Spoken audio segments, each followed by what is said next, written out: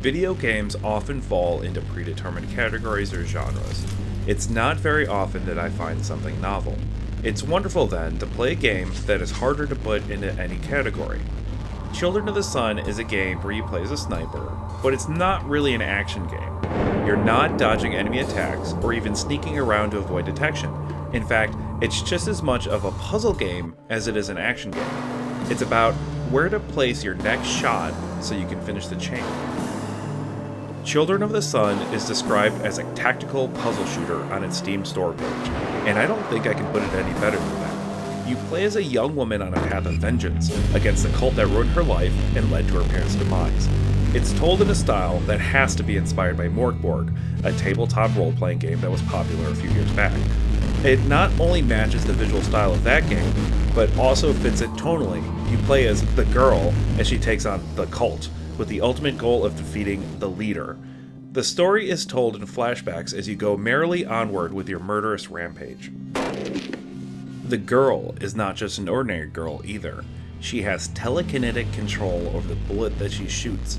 You only get one bullet per level, but that's all you need. The Sniper Elite series has its famous bullet cam, but in Children of the Sun, you are the bullet. When a bullet is fired in most games, it hits or misses its target and is spent. In Children of the Sun, if you successfully hit a target, you can immediately shoot that bullet to the next target. Eventually, you start to be able to control the trajectory of the bullet and even make it turn around completely. Each viable target you hit means you can move the bullet to its next location, hit something other than a target that's fleshy or explodey, and you fail that level, having to start again completely. The difficulty isn't just hitting targets, but maintaining the continuous chain.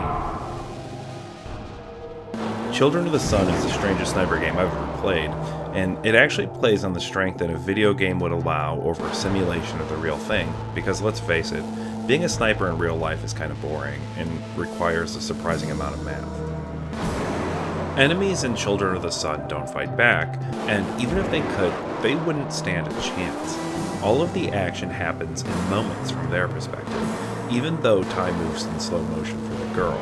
Save for one level that has you driving a car, there is no threat to your character unless you manage to aim a bullet back at yourself, which is hilariously possible. That doesn't mean enemies don't pose challenges. Some are armored, carry shields, are moving, or have telekinetic abilities of their own. All of these different enemy types require different strategies. Children of the Sun is something that I feel like I would have come across on itch.io or one of the indie video game parties I used to cover. It's violent, but in a stylized way. Aesthetically, Children of the Sun pleases me greatly. It has a lo-fi art house style that I'm totally into. Its gameplay is unconventional, and it gets changed up often enough through its playtime that it never overextends its welcome. In fact, Children of the Sun is able to be played in a few hours. Its levels are challenging, but not impossibly hard, so if you want more of a challenge, you can always try to climb up the leaderboards. I'm not sure if Children of the Sun is going to create any big splashes, but it's definitely worth prying yourself away from Helldivers 2 to play through. It's a game unlike any I've played before, and that's getting increasingly difficult to say. Thanks for watching. We are Culture Combine.